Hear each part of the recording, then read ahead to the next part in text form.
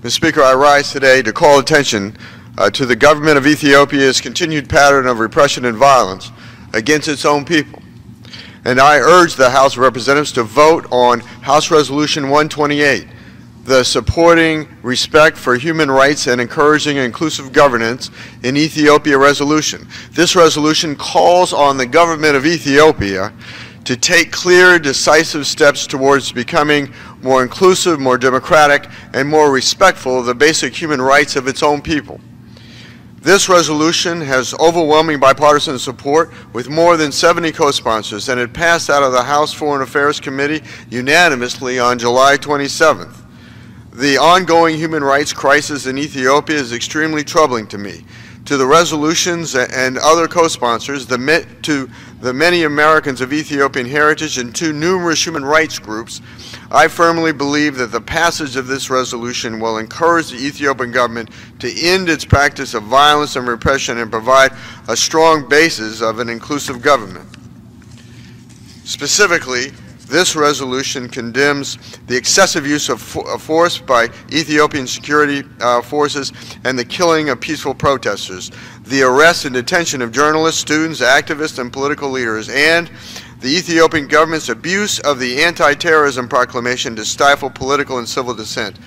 The resolution does not simply highlight the Ethiopian government's increasingly authoritarian acts, but it also encourages the United States to support efforts to improve democracy and governance in Ethiopia. I believe that the United States can take actions that will positively influence the Ethiopian government and use our existing institutions to further democracy and effective governance in Ethiopia. Critically, the resolution calls on the Ethiopian government to admit UN human rights observers so they can conduct an independent and thorough examination of the current state of human rights in Ethiopia.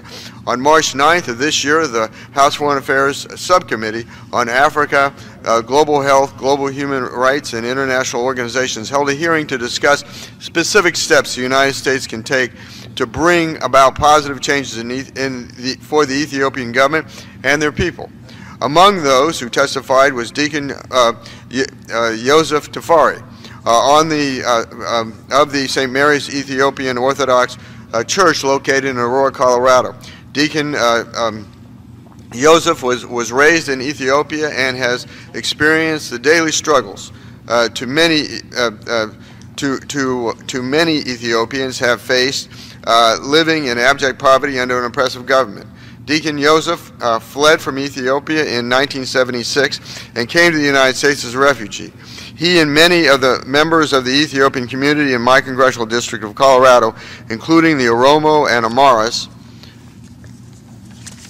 have worked diligently to organize and assist those still suffering from repression in their home country. Oromo Community President of Colorado, Jamal Syed, has also shared his concerns with me, and both of these gentlemen have no motives other than a concern about the safety and state of democracy in Ethiopia. I appreciate their leadership in the community as they continue to fight for democracy in their homeland. Unfortunately, stories like this are not uncommon in my district, and I am disappointed that the House has not yet scheduled a floor vote on House Resolution 128. I note that on 2 prior occasions the vote was tentatively scheduled.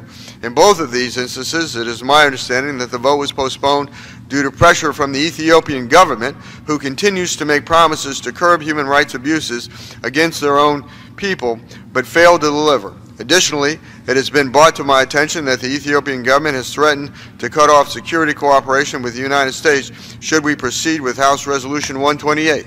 I am particularly dismayed that rather than solving their problems and moving towards becoming a more democratic country, the Ethiopian government has chosen instead to hire a D.C. lobbying firm at a cost of $150,000 a month to, quote, work with the Ethiopian government to develop and execute a public affairs plan to enhance the dialogue and relationships with policymakers, media, opinion leaders, and business leaders, unquote.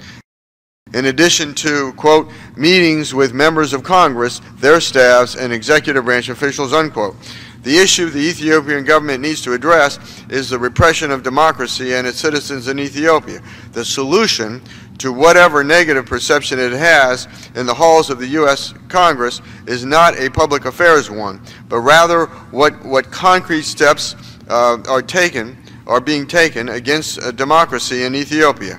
That is why I remain committed to working with House leadership to have a vote scheduled on House Resolution 128. Mr. Speaker, I encourage leadership to schedule a vote, and I call on my colleagues to vote in favor and pass House Resolution 128. I will continue working with local Ethiopian community leaders in Colorado and across the country to raise awareness of the human rights abuses occurring in Ethiopia and to bring relief from oppression to the Ethiopian people. Mr. Speaker, I yield.